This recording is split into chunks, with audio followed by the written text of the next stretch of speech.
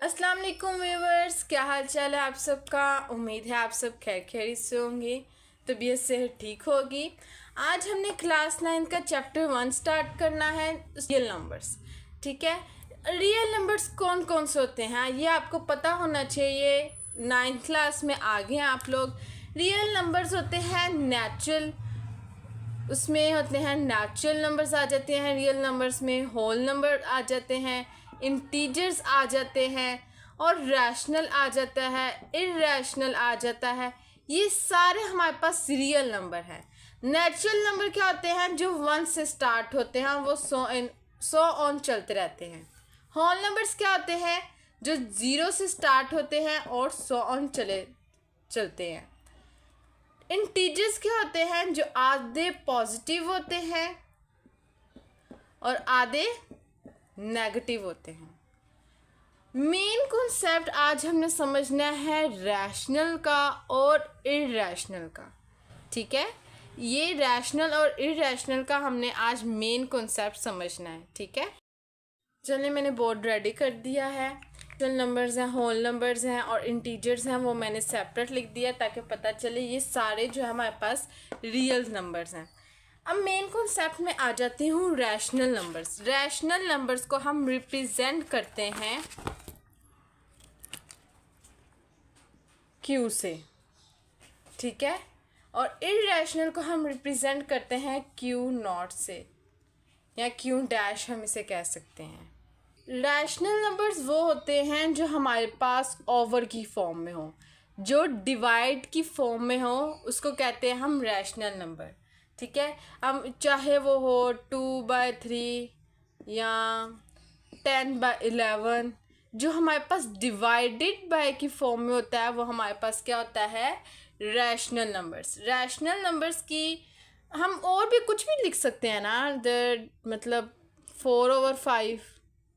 ठीक है, हम इधर कुछ भी लिख सकते हैं। जो हमारे पास ओवर की फॉर्म में होता है वो हमारे पास क्या होता है?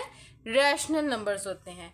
इसके फर्दर 2 टाइप्स हैं, terminating decimal numbers and non terminating and recurring decimal numbers.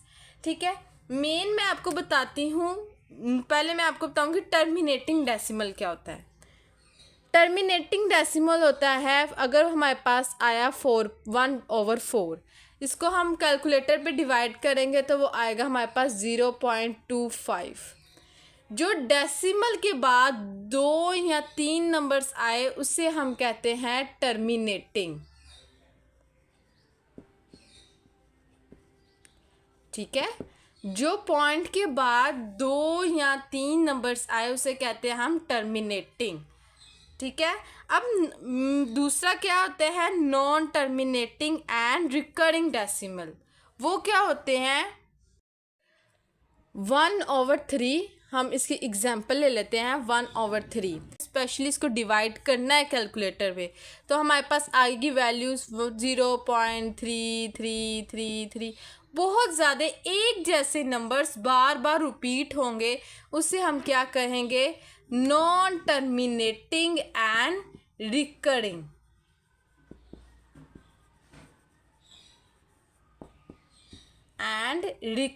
Decimal numbers.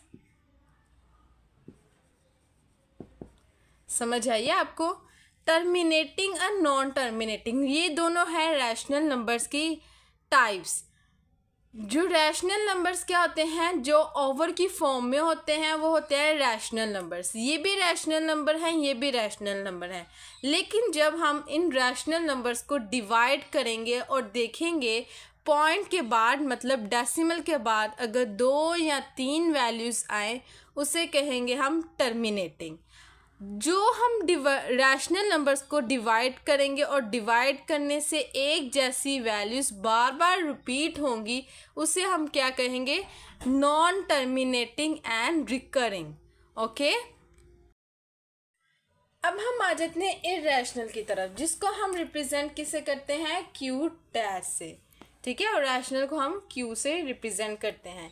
Irrational क्या होते हैं? जो हमारे पास स्क्वायर रूट की फॉर्म में होते हैं वो हमारे पास इरेशनल होंगे। जब हम क्वेश्चन करेंगे ना, एक्सरसाइज 1.1 का क्वेश्चन 1 करेंगे, तब आपको ज़्यादा क्लियर हो जाएगा रैशनल और इरेशनल के कॉन्सेप्ट। ठीक है, जो हमारे पास स्क्वायर रूट में कोई भी वैल्यूज़ हो जाए, 13 हो जाए, 14 हो जाए, जो भी वैल्यू हो जाए जो हमारे पास स्क्वायर रूट में हो, वो हम कहते हैं इरेशनल। इरेशनल को हम non terminating and non recurring decimal numbers भी कहते हैं। अब मैंने एक्सरसाइज 1.1 का क्वेश्चन 1 लिख दिया है। Identify each of the following as a rational and irrational number. वो कह रहे हैं यहाँ पे बताएं कि इनमें से रैशनल कौन से हैं और इरेशनल कौन से हैं। ठीक है, पहला क्वेश्चन हमारा पार्ट है 2.353535।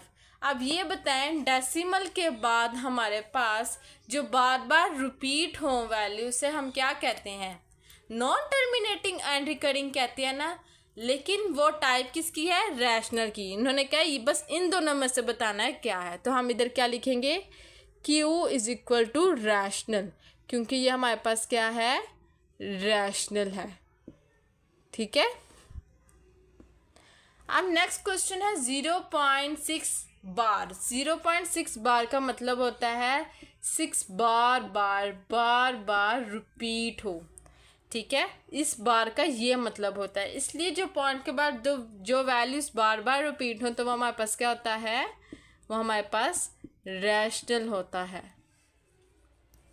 और उसको हम Q से रिप्रेजेंट करते हैं। ठीक है, अब 3 क्वेश्चन पे आ जाते हैं। अब वो क्या उसने लिखा है 2.236067 डिफरेंट वैल्यूज़ हैं पॉइंट के बाद, तो वो क्या होता है, रैशनल होता है कि इरेशनल, इरेशनल होता है। पॉइंट के बाद डिफरेंट वैल्यूज़ को हम कहते हैं इरेशनल, जो हम Q डैश से रिप्रेजेंट करते हैं, इरेशनल। ठीक है, अब नेक्स्ट जो स्क्वायर रूट में होता है, स्क्वायर रूट 7 जो स्क्वायर रूट में होता है वो कौन से होता है, वो भी हमारे पास इरेशनल होता है।